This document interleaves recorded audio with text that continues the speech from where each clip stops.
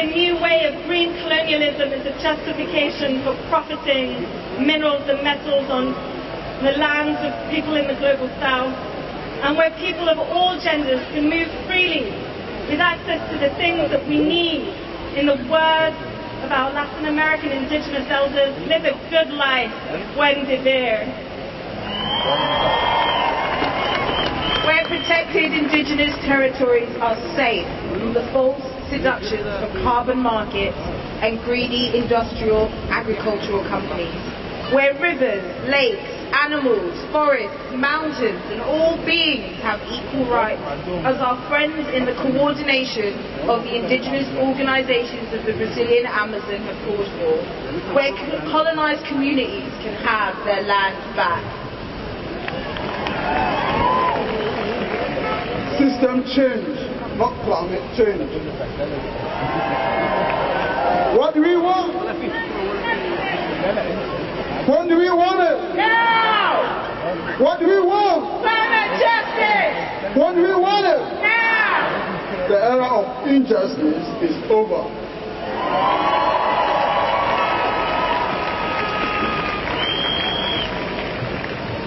Another world is not only possible, she is on her way. On a quiet day, I can hear her breathing, says Arundhati Roy. She breathes in the communities fighting floods with mangroves. She breathes with the smallholder food growers, growing the food that feeds the world. She breathes in the protection of forests by indigenous and tribal communities. And she breathes in the communities coming together to create caring, regenerative, reparative, and joyful alternatives. She lives in every single struggle for freedom. She lives here with us. We are unstoppable. Another world is possible.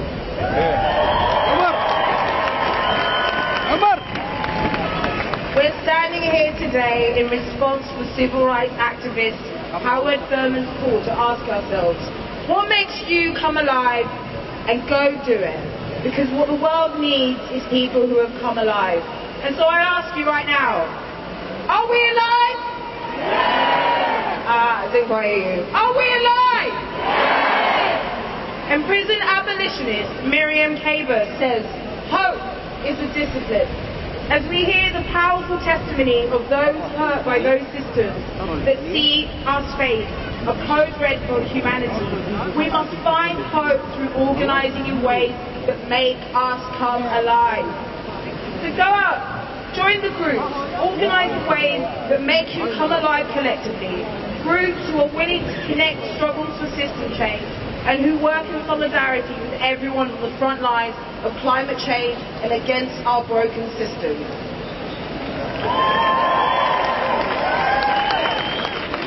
We are standing here together, not for a world safe from climate breakdown, but for a world renewed and transformed by the fight against it. The era of injustice is over. Okay, finally, what do we want? When do we want it? No! What do we want? Climate justice! When do we want it? No! Thank you so much, everyone.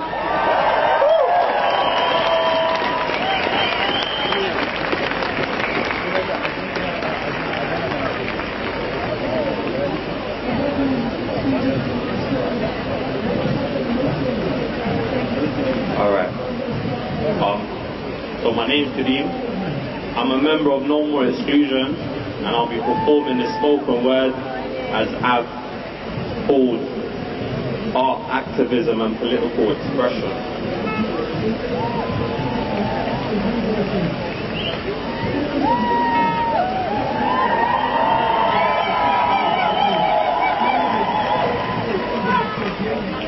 Art, activism and political expression. To take my voice, my harmful presence. My heart in tatters needs stark amendment. If you ask, you'll start to get it. What would you ask from past transgressions? Don't judge me for my recent mood. Once you've seen my pieces shrewd, worn down from what these people do. This trauma's deep, appease my roots. We speak, they shoot, no reason to. I'm bleeding out, I've been in pain, not recent vows. My aces mount, you start to count. Smile but can't trust people now. Police, lies, courts and trials. Unlawful verdicts, courts pronounce. Caution, doubt, misinforming crowds. That's what I learned the law's about. Your flaws aroused, that's awful, ouch. My life's intent was portioned out. Listen clear, I'm talking now. Those lies you built are falling down. Police said I didn't speak, but now I'm a keynote speaker. I'm used to the crowd.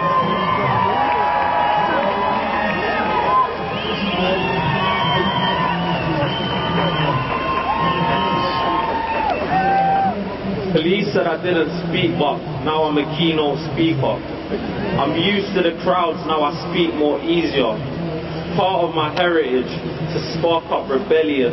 My genes just recessive, my mood state depressive. Largely about just escaping my settings.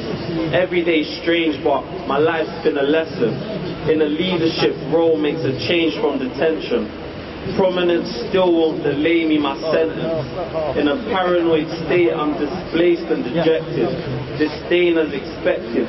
Trauma my pain at the entrance, not exit. How could I say I consider this tempting, but one thing I hate is passive aggression. I'll package essentials, I'm prideful not vengeful. Secure schools made me feel that I'd like residentials. My life's been a ride, I still smile, it's eventful.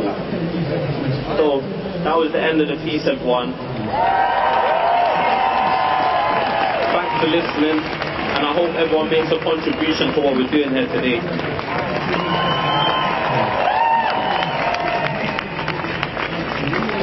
Everyone give a massive, massive cheer to Shafiq for Humphrey, for Mumbi, for Kadeem. Just take a moment to look at our valley here. The fight against climate change is a fight against capitalism, against colonialism. We are not done today. This march is not the end. There one more check, guys. Everybody make some fucking noise. Woo!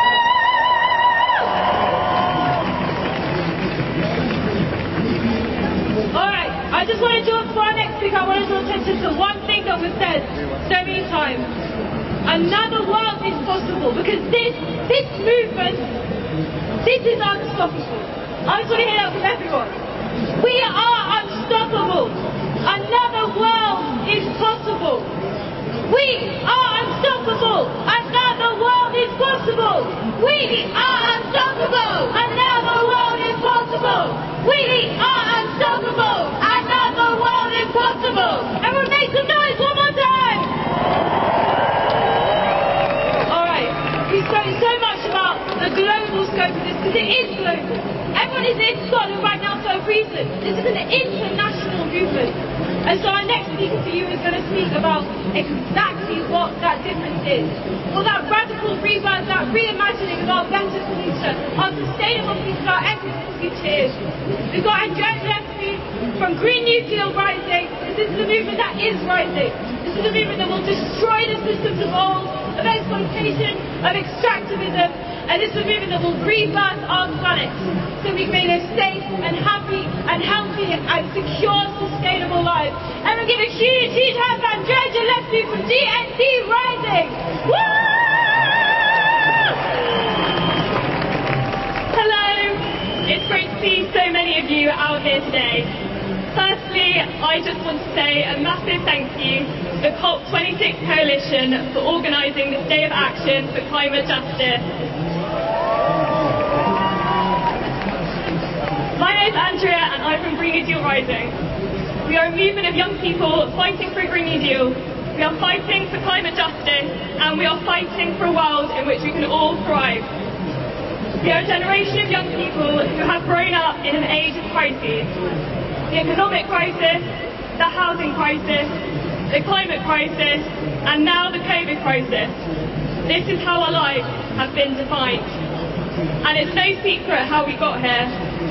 We got here because politicians have sold our futures to corporations. to billionaires who, as we speak, are making billions of pounds in profit from the planet burning. This is no accident. The system has been designed this way. It's built to exploit, to put people before profit, to make money out of suffering, to oppress people on the basis of their nationalities, races and genders. So we rise for climate justice, for racial justice, for migrant justice, for economic justice, because there is no separation. The Green New Deal we are fighting for is a fight for the liberation of us all, because a radical global Green New Deal will not only address the climate crisis by decarbonising our energy systems, it will also create millions of well-paying unionised jobs. It will transform our economic system to one that works for the people and the planet. And it will promote global justice by ensuring that the UK counts for historic emissions and the exploitation of the global south.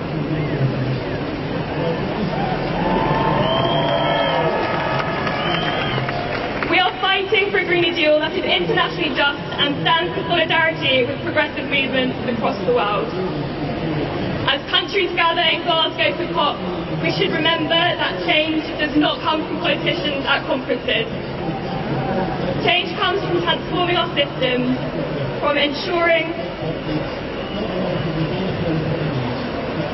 that our solutions match the scale of the challenge. We need to make sure that the Green New Deal is rooted in climate justice, that it does not continue the same patterns of colonial exploitation and extraction. We need to hold this government and fossil fuel corporations to account during COP26 and beyond. It's time for governments and billionaire polluters to pay up. So we call time on politicians' empty words and broken promises. We won't accept governments greenwashing with false net zero solutions while continuing to approve new coal and oil fields. There are no more excuses. We must have a Green New Deal now, and we must have climate justice now. Thank you.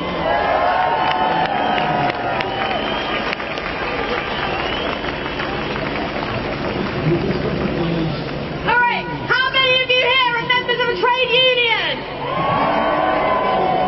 I can't hear you! Our next speaker speaks for every single one of you. She's the representative from our trade union bloc today. Please make some noise for Jo Brady, General Secretary of the UCU.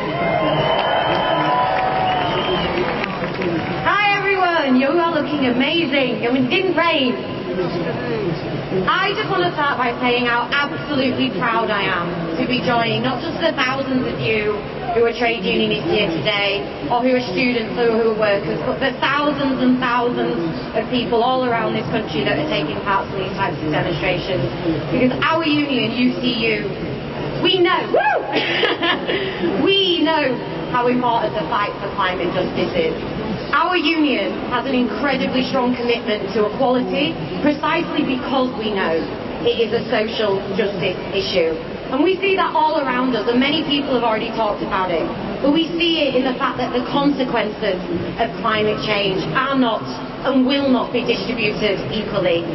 The climate crisis is being caused overwhelmingly by the global north, but it is the global south that will suffer the most. And climate change is also contributing to the vile anti-migrant sentiment, making immigration regimes in countries just like this one even more oppressive, more brutal, dehumanizing and cruel. And climate change is a gender issue too. The UN has calculated that 80% of people who are displaced by climate change are women. And this is why we, as education trade unionists, are demanding that sustainable development, which is the process of achieving climate justice, must be embedded in the curriculum. And I am proud to say that we have been pushing the UK government to ensure this. But back to workers for a minute. Because when we talk about sustainability, we need to, indeed we must talk about sustainable working practices and workloads too. And no union is doing this more, and you're going to have to allow me to indulge my union, UCU, because no union is doing this more than UCU. Over the last 12 months, our union has smashed the Tory anti-union thresholds for balloting more than any other union in the UK. We've done this in prison education, in further education and in universities. And just yesterday, I want a big shout for this. Our members voted overwhelmingly in their thousands to take strike action over issues including degrading pay, exploitative practices and unsustainable workloads. And I want to give a thank you to the Peace and Justice campaigners that supported by Jeremy Corbyn, because they work relentlessly with unions on these struggles. And our union has also been campaigning for a 3-day weekend, because friends, as workers and as citizens, we should have time to do things that enrich us and our lives, not our bosses' bank balances. And that is why I'm glad there is a trade union bloc here today, because direct action, strike action, and to quote Greta from Andrew Marr, pissing people off is central to this process. And those in power, they know this. I've already mentioned the Tory anti-trade union law, but they construct other laws.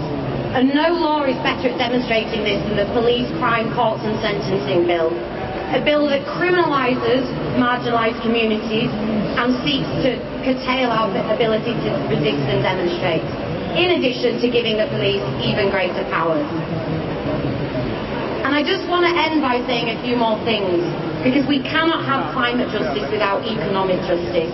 I've already said that this crisis is overwhelmingly being caused by the richest nations, but it is also intrinsically linked to the legacies of colonialism, which promoted carbon-intensive industries around the world.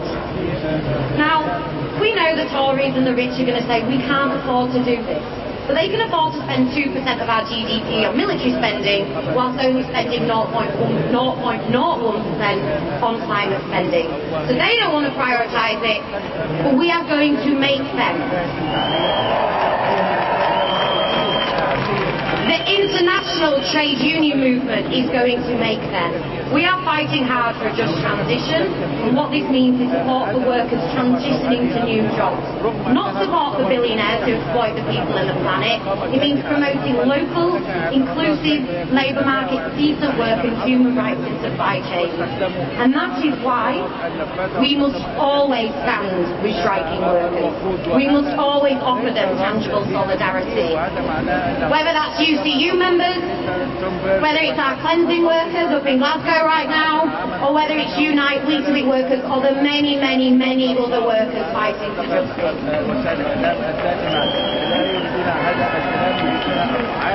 And this won't be delivered by men in corridors of power with what are normally bad suits. It will be won by us. The forces we oppose, they're powerful, but we are many. And when we stand together, when we ballot together, when we march together, when we strike together, when we demand better, we make history. Thank you and solidarity.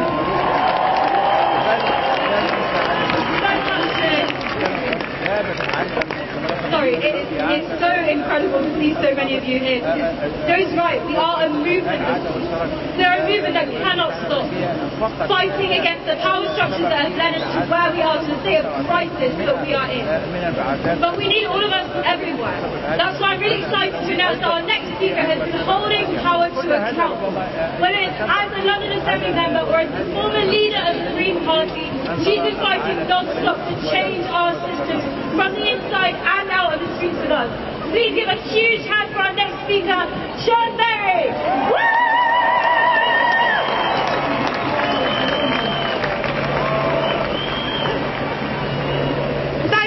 Thank you so much. I'm Sean Berry. I'm a Green member of the London Assembly, and I want to thank you all for coming here today to make your voices heard. We are a people's movement. Thousands of us here today with a cry from the heart, from London, that will reach all our siblings and comrades up in Glasgow. Right there, right right now and across the world, people are gathered together in the streets. In Glasgow, they are in earshot of the world's leaders under the UN's banner. So let's give a big shout out to everyone in our movement who's gone to Glasgow to make their voices heard. We are with you today.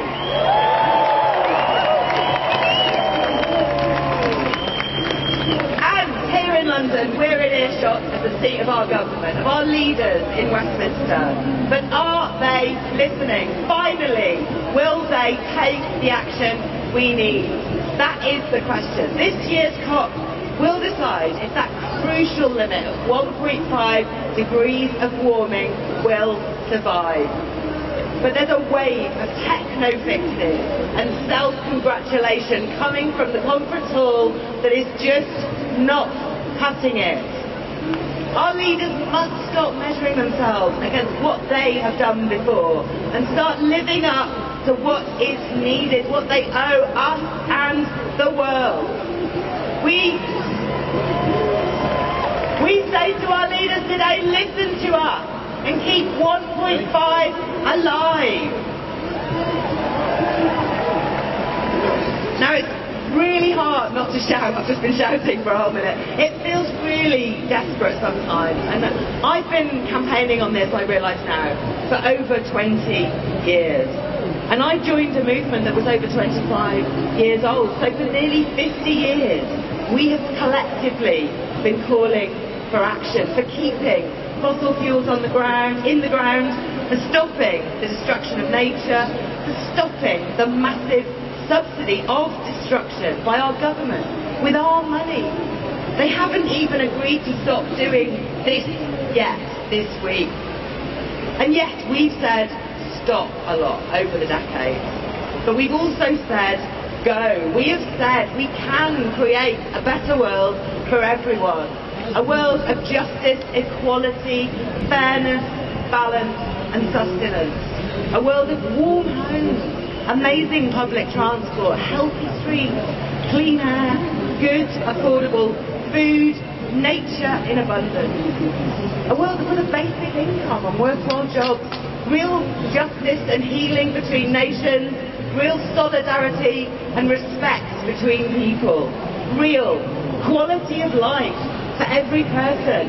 We can have this. We've been asking for this for so long.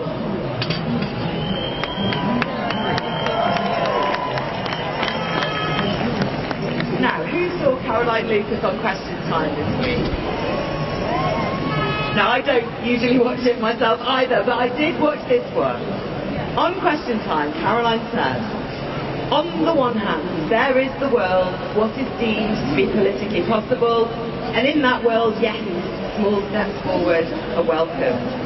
But compared with the transformative change that science requires, and which international justice also requires, we are still a long way off. And the we she talks about, it isn't us. It isn't the general public. It's our leaders in government, the leaders who claim every step in the right direction is a huge, unprecedented leap. The leaders who have sidelined the voices of the young so far at COP. The leaders who've sidelined the voices of the global south, of the island nations most at risk, of those with the most at stake. Today, days into COP, they are still stuck in the world of what's politically possible. Because the listening in that world is controlled still by old money, literally fossil money.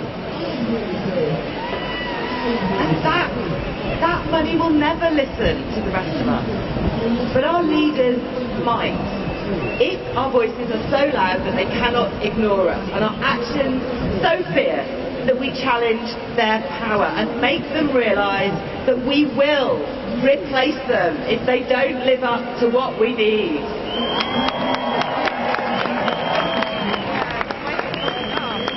Now, I've learned from Caroline and those who came before me, and the next generation of leaders is growing fast too. You're all absolutely amazing. We are in a majority now. We here today. Younger people added to the middle-aged people like me, our generation is grown up knowing that action was urgent, but have heard denial, followed by delay. We are now joined together with the people who spoke up nearly 50 years ago, who founded Greenpeace, Friends of the Earth, green parties across the globe. They built and nurtured a global green movement we are all now part of and which can't be ignored.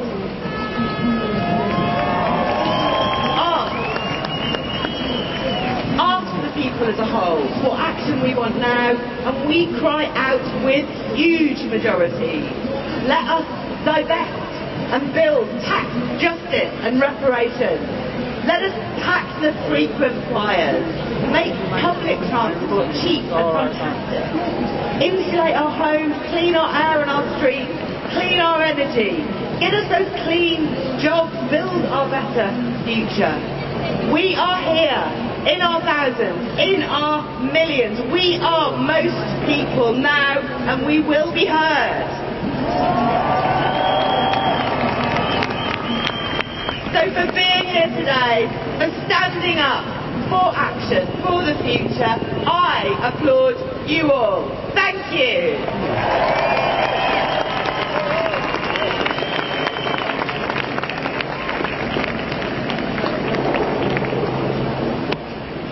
How many of you here today were at the Kill the Bill protest earlier this year? Right. And who knows what Kill the Bill was all about? Who knows what the police, crime, courts and sentencing bill actually is? Alright. Because they want to stop us from doing stuff like this. Like Sean just said, they know we're in the majority. They want to stop us from organising. They want to stop us from protesting. They want to stop us from making noise. What do we say to that? I'm so pleased because our next speaker was one of the main organisers behind the Kill the Bill protest. She's also a Black Lives Matter activist and a general legend. So I'm really, really pleased to welcome to the stage Delia Massive.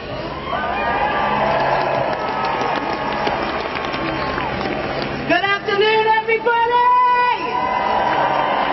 Look at this beautiful sea of people, all different races, all different creeds, men, women and children, all standing in solidarity to save our planet. Give yourselves a round of applause.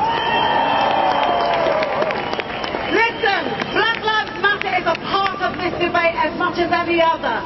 There is no climate justice without racial justice. Do you agree? Yes. There is no climate justice without racial justice. Do you agree? Yes. I can't hear you.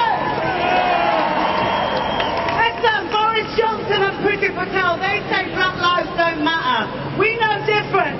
Do Black lives matter, people? Yes. Say it with me. Whose lives matter?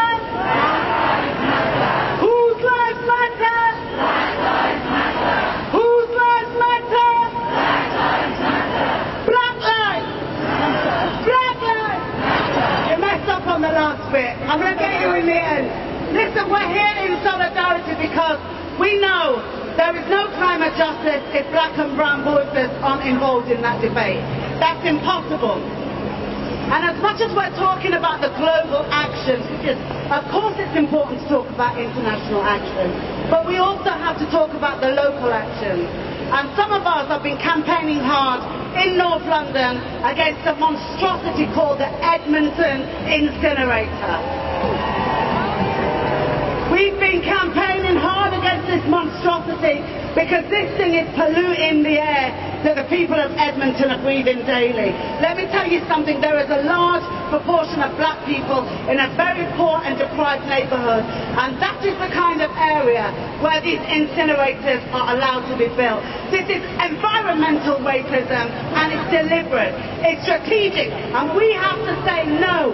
What do we say? No. Now, in September, at the end of September, some of us activists took an action in Edmonton, North London, and we did something that they said we couldn't do. We marched along 4th Street, and then we marched along the North Circular Road and blocked it. message to the North London Waste Authority. Nobody wants your incinerator. The people of Edmonton don't want your incinerator. Everyone has come out against incineration, and we will continue to march on those streets until you take that monstrosity out of our area. The people of Edmonton have the right to breathe clean air.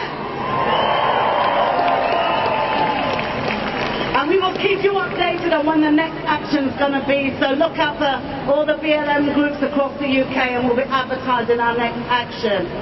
Listen, I'm going to talk about what's going on in Glasgow, because I hope we're not naive enough to be sitting here waiting for world leaders to make bold actions. I hope we're not naive enough. One of the things that came out of COP26 in Glasgow was the amazing Prime Minister of Barbados, Mia Mottley. She did an amazing speech. She told them straight. She told the truth. She said, you know, national solutions to global problems cannot work. And it can't work. We don't want to hear nice, fluffy words. We want positive action. We need bold policies. We need government to stop supporting capitalism. Capitalism is destroying our planet. While they feed these fossil fuel companies, our planet is dying. And it's for all of us to stand together in solidarity and continue to campaign against the death of our planet. They say black voices don't matter in this debate, but we are the countries across the continent that suffer the most and suffer first. We have a right to be in the centre of this campaign. We have a right to be in the centre of this debate. Do Black Lives Matter, people? Yes. Do Black Lives Matter, people? Yes. So it is so important that we keep the pressure up. We know that these politicians aren't going to come up with anything special. They're not. Nothing amazing is going to come out of what's going on in Glasgow, and that's just the truth. But let me tell you where real change comes from. Real change comes from the streets. It comes from the people like you and me marching on the streets together and forcing that change. We are here to defend our planet. We are here to defend the planet for black lives and all lives across the globe. And together we can win this fight in unity, in harmony, in solidarity. Solidarity! I'm going to end with this. Let's go one more time. Whose lives matter? Black lives matter. Whose lives matter? Black lives matter. Whose lives matter? Black lives matter. Black lives matter. Black lives matter. Solidarity, everybody! Thank you so much. It's absolutely incredible. You know, that is right. There is no greater place of change than out on the streets. But within that world in Glasgow of greenwash negotiations and fossil fuel-driven diplomacy, changing is happening as well. What greater symbolism of the end of colonialism and capitalism is there than the Palestinian delegation walking those haunted halls? When the young speakers of the Palestine Council speak of the Israeli obstruction of land and water and resources, of obstruction of climate mitigation in Palestine, and constant destruction of those resources, they're simultaneously highlighting the exact problem of climate change, of colonial and capitalist roots of extractivist fossil fuels and the lobby that seeks to dominate our world. And that's why it's so important today, so important that we make a huge amount of noise. Alia Malak, a Palestinian activist representing the Palestine Solidarity Movement in the UK, because this requires all of us. Make some noise!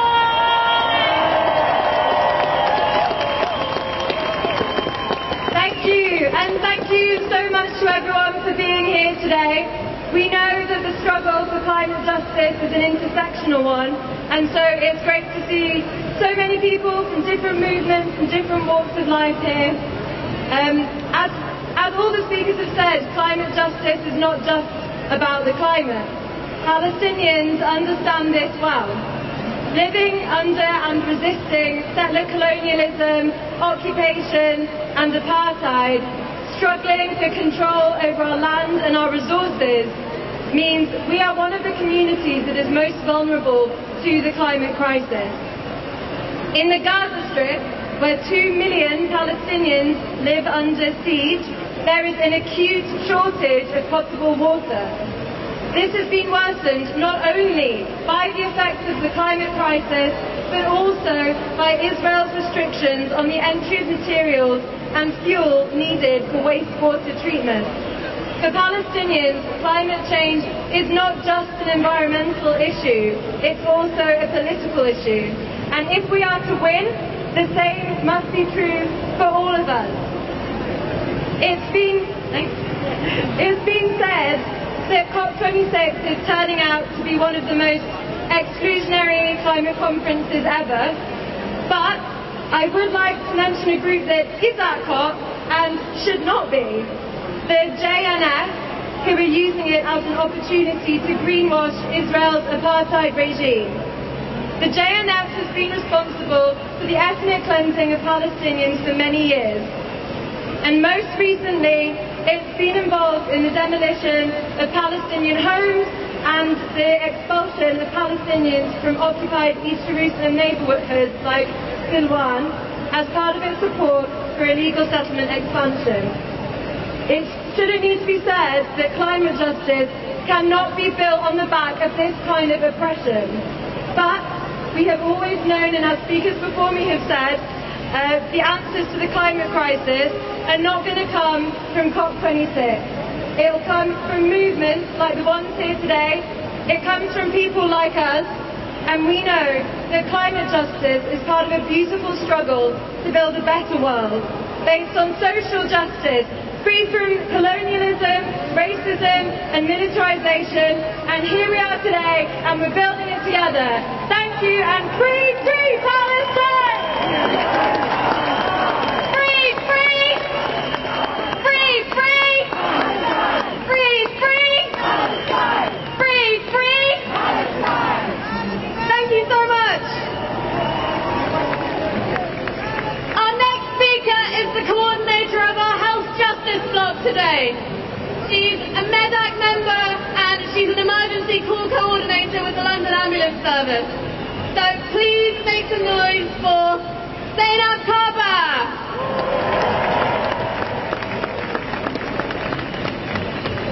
Hello everyone. My name is Zainab and I'm here on behalf of the Health Block in MEDAC. It's a great privilege to be here today to rally alongside all of you guys and here in London and across the world demanding justice. As a healthcare professional, I'm here to highlight that climate work is health work. Climate change is the biggest health threat of the 21st century. So naturally, it becomes the biggest health opportunity of our time. This means it's the biggest opportunity to get it right and the biggest opportunity to serve justice. The health consequences of climate change are extensive. Increases in temperatures lead to increases in heat-related injuries due to climate change affecting respiratory and cardiovascular diseases. Over 5 million people are dying as a result of extreme temperatures, and if we do not act now, this burden will only keep increasing. Pollen levels are affected by the changing climate, resulting in worsening allergies and asthma outbreaks. Contaminated water sources mean that foodborne diseases like cases of salmonella are increasing worldwide. And ecological disruptions mean that vector-borne diseases like malaria are threatening us all and our health systems. Increases in anxiety and depression and general mental ill health will and are becoming more common if things stay as they are.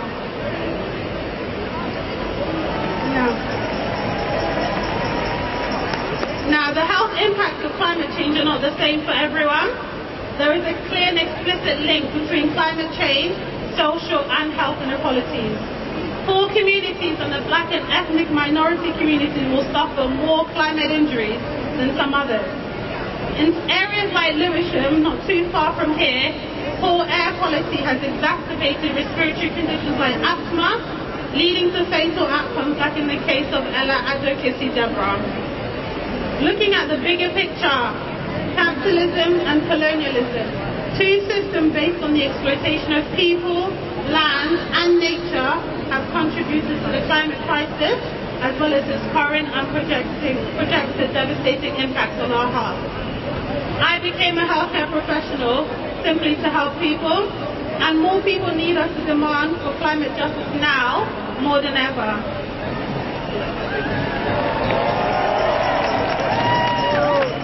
As we gather here in the light of COP26, it would be a disservice to acknowledge the health risk of climate change without mentioning vaccine inequity. Yeah. This issue has a direct impact on COP26. Many delegates and advocates representing the most marginalized communities have struggled to access these talks and have their voices heard due to the lack of access to vaccines in their countries. How can we demand real justice when the voices of our most vulnerable communities are not allowed to be heard? We cannot allow these inequalities to continue undermining our responses to these crises. We need urgent action to recognize and address the root causes of these issues and to enable a much-needed global solidarity to tackle both vaccine inequity and climate change. Climate activism is health activism. Climate justice is health justice. We need to stop separating them. How can we plan for a future when our present is making us all sick? It's time to reduce emissions. It's time to stop supporting the fossil fuel industry. It's time we start to plan for a better, greener future.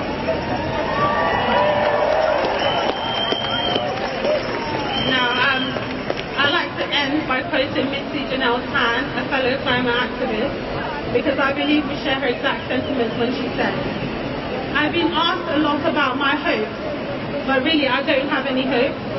I have demands. I have expectations.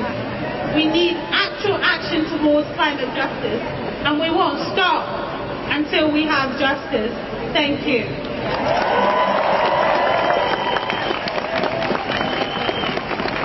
All right. She's right. What we are demanding is change. And is there anyone who's young and powerful and strong and not giving up the fight, who's demanding greater change than one of our youngest MPs in Parliament, who came in glistering and has not stopped since the moment she walked into the House of Commons? I'm very, very proud and very pleased to announce our next speaker, Zara Sultana! Hello, London! My name is Zara Sultana, proudly the Labour Member of Parliament for Coventry South, and it is an honour to be with you on this historic day. I come from the demo in Coventry and I bring their solidarity with me. In Coventry, in London, in cities across the world, we are marching today because we have heard the warnings of scientists. We are marching because we have seen ice caps melt and temperatures rise. We are melting because we have seen continents drown and forests burn. We are here because we are seeing our planet set alight. We are here because we are going to put a stop to this, and we are going to hold the arsonists responsible for this crisis to stand up to the 100 companies who are responsible for over 71% of global emissions. We are going to take on the fossil fuel billionaires who have got rich, pumping out carbon and polluting our rivers. We are here to fight back against a system that puts the profits of the rich above the needs of the people and our planet. We are here today to demand system change, not climate change. Now say it with me. System change, not climate change. System change, not climate change. And we're here to say that the climate crisis is a capitalist crisis, so the climate struggle must be a struggle without borders, and it's a class struggle too, because whether you're in London or Lahore, Coventry or Canberra, you'll suffer the worst effects of floods, fires, droughts and devastation if you're young and working class, while the rich will build ever higher walls to protect themselves. So we're marching here today to say that our lives, wherever we are more important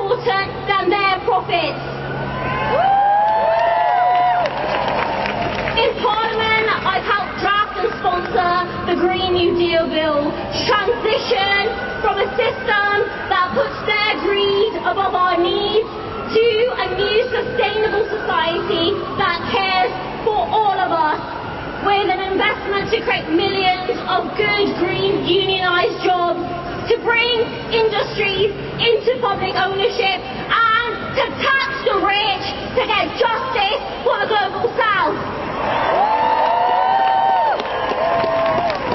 The call for a global Green New Deal is the most urgent demand of our times. It's a demand to save our planet and to build a future fit for all of us. But that's not what this corrupt Tory government is going to do. No, they're busy slashing tax on domestic flights, opening new coal fields, and also a new Cambo oil field in the Shetlands, which will produce 10 times Scotland's annual carbon output. And they're subsidising the fossil fuel industry and taking donations from the fossil fuel billionaires. So let's send a message to this corrupt Tory government: no more denial, no more delay, and if you're not going to support us to fight the climate emergency, get the hell out of the way. Solidarity.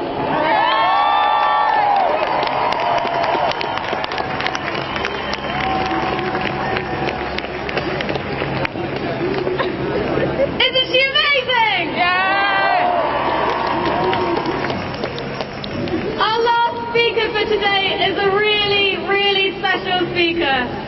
I've had the immense privilege of knowing her dad for the years and years that he's been campaigning, and I'm so excited to be introducing her today. Kiteka Wenda is an Indigenous Lani woman from West Papua, and she is the most passionate Free West Papua activist I have ever met in my life. Please, please show her all the love that we have. Make some noise!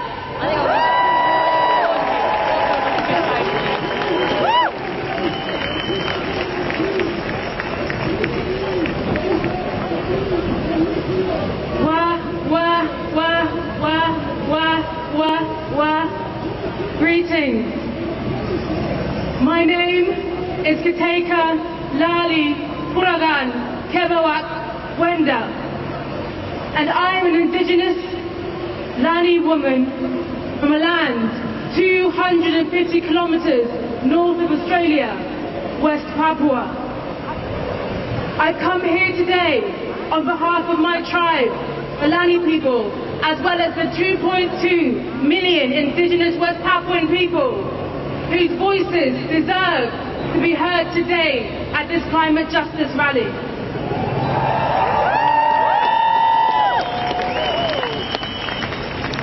Before I start, I want everyone here today to close your eyes. Close your eyes and listen to me as I describe my homeland.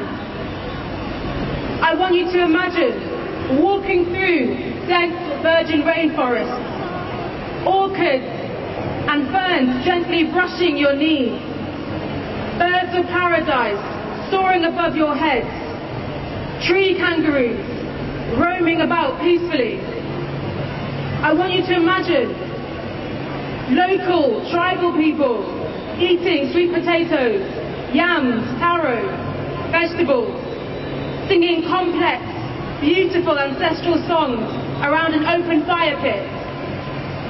I want you to imagine roaming about West Papua's beautiful coastline, staring at the blue Pacific Ocean, its huge coral reefs, and its biodiversity. Just imagine. Now, open your eyes. I want you to open your eyes. The devastating effects that colonialism is having on my land and people. Ever since Indonesia illegally occupied my land in the early 60s, all these beautiful sights, smells and sounds that I've just mentioned, they're starting to disappear. The Indonesian government, military and the multinational companies that they work with are all guilty. They are all guilty of decades worth of environmental destruction and the slaughtering of hundreds and thousands of my people, the Indigenous people of West Papua. My homeland, West Papua, is the western half of the island of New Guinea, home to the world's third largest rainforest after the Amazon and the Congo. West Papua is rich in natural resources, including one of the world's largest copper and gold mines, and extensive sources of natural gas, minerals, timber and palm oil. But my question here today, who benefits from these extraction companies? Who benefits? Certainly not my people. For us, indigenous people, the forest is both our supermarket as well as our medicine cabinet. However, road constructions, illegal logging companies, commercial agricultural expansions have robbed us of this sacred relationship. So why should we here in the UK, why should we care about what's happening in West Papua? My response is this. For too long, the microphone has been hijacked, has been taken away, both knowingly and unknowingly, from the voices of indigenous people. I'm here today to remind you that indigenous peoples comprise only around 6% of the global population, and yet they protect 80% of the biodiversity left in the world. And therefore we must elevate the voices of my people back in West Papua, who are fighting for independence from Indonesia.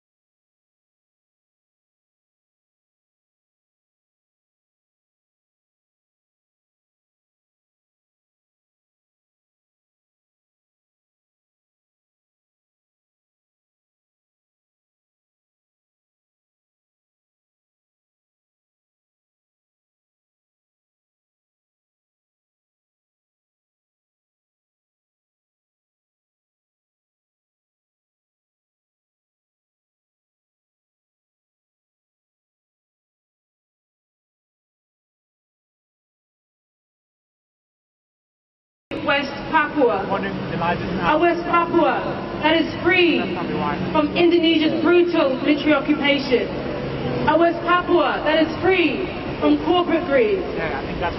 All I want is to see my ancestors dancing in the sky. I want to see my children falling in love with their beautiful, free, independent, free nation.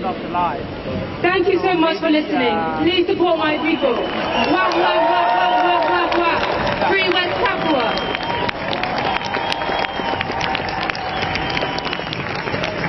Absolutely incredible stuff. There is no one more important to support. And that was actually our last speaker of the day. We've got one more thing for you to watch. But before that, we just want to say how lucky and proud we feel that you're all here. This is where power lies. This is where change happens.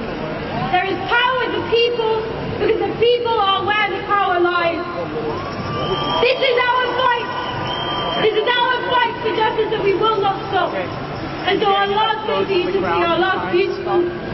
moment of today, which is getting cold and dark, even though this is the most illuminating thing I've seen in a very long time, is a wonderful video from a group called Cypher.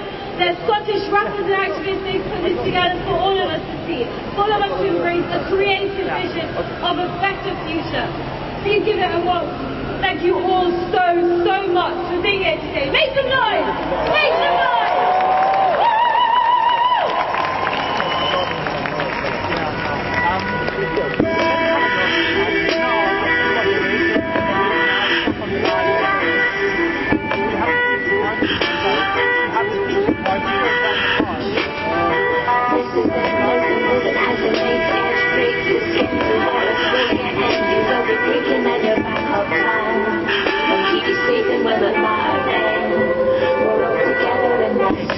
You're probably wondering why I got this meeting with the poets, with the people that give this kind of confidence me. I don't want to step on anybody's toes, I'm sure they're trying the hardest. Just while they chat about managing targets, but a gallery artist, we've all got a stake in this. MCs are all scared of taking risks, of saying how they really feel, so I'm wondering what we say to this. I think Scotland's dream movement needs to consider who it involves. Any environmental movement without the working classes, no movement at all. Social equality, I honestly think that we're missing the trick by thinking the climate's a hobby for middle class hipsters and miserable gits. The same thing causing the inequality, discrimination and stress. It's the same blind hunger to be street thinking it's never deeper into this mess. And I've seen no need for this open and easy IPCC report to get these people on board. Do we need to restore the depressing statistics? The support's so keen to ignore that the talks just run too deep for a course for a peaceful approach. And I feel that we've seen this before, so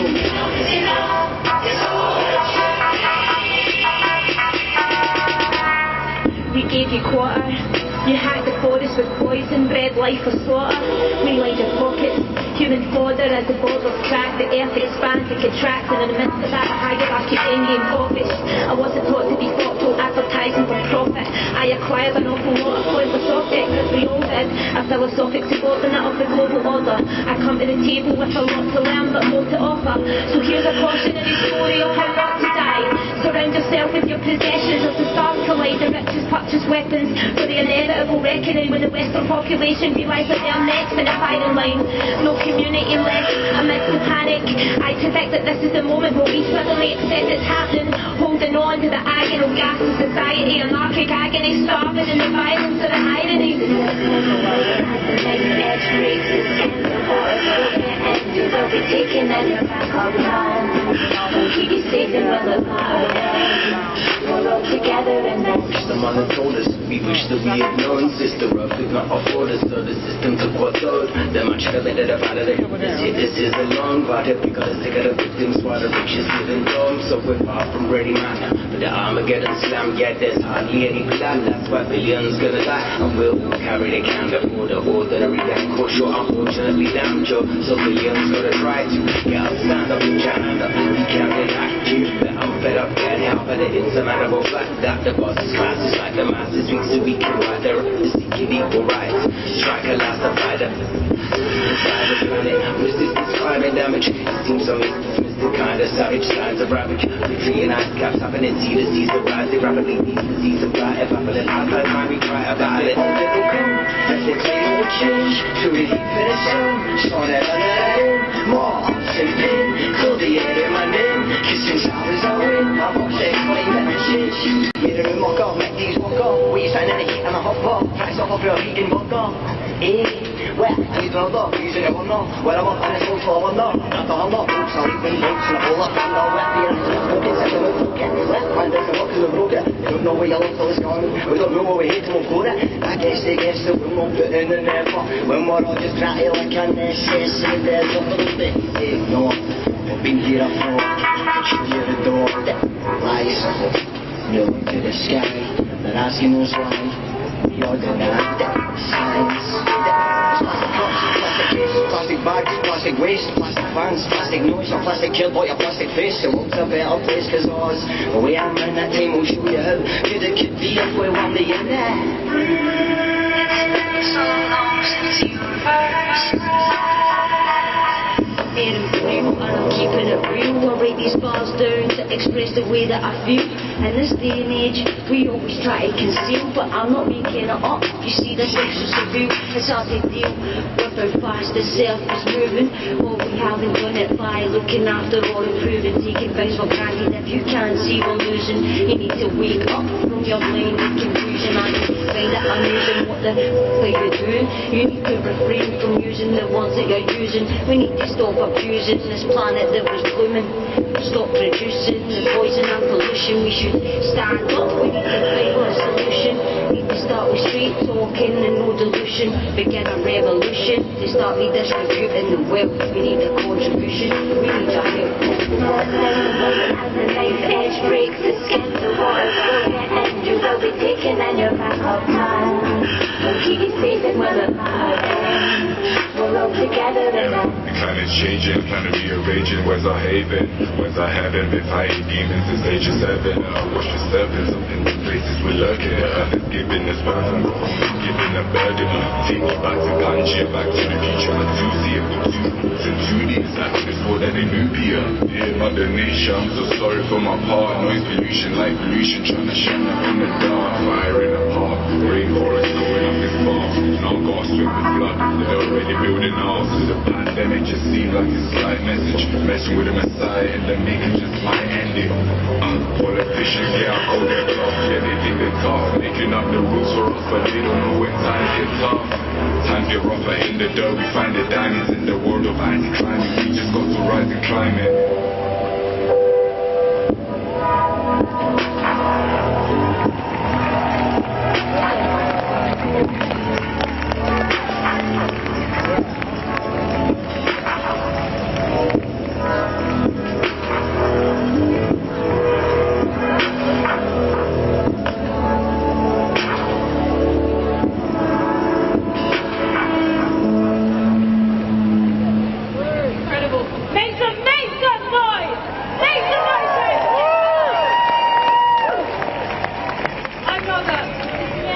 We've been your hosts for the Global Day for Climate Action and Climate Justice. Because the era of injustice is over, and I'm just seeing everyone's different signs now. I'm seeing climate refugees welcome, I'm seeing direct action, I'm seeing architectural workers for climate justice, I'm seeing stop the war, stop climate chaos, and I'm seeing the waters are rising, but so are we. And that is the most important thing. Today we have risen to be here. We have risen to be here all together. COP26.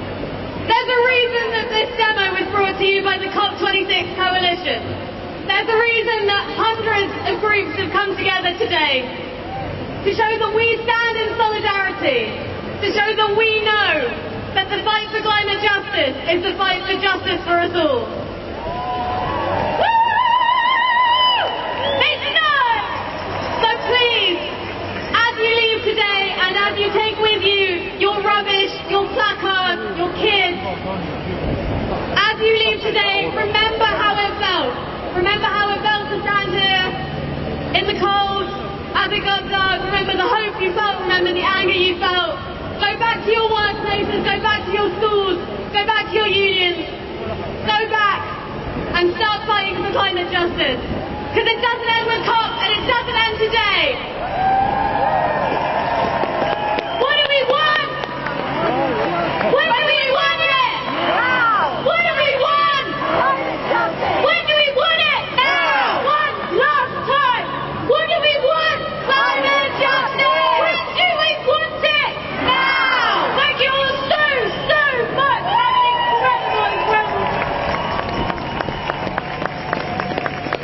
Have an incredible.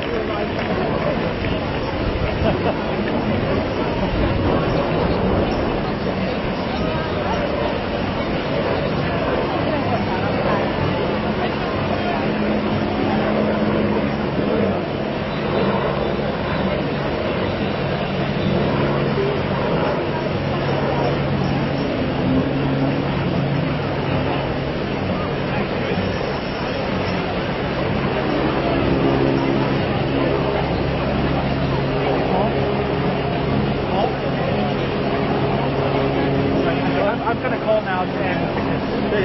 I'm going to call them now to end it.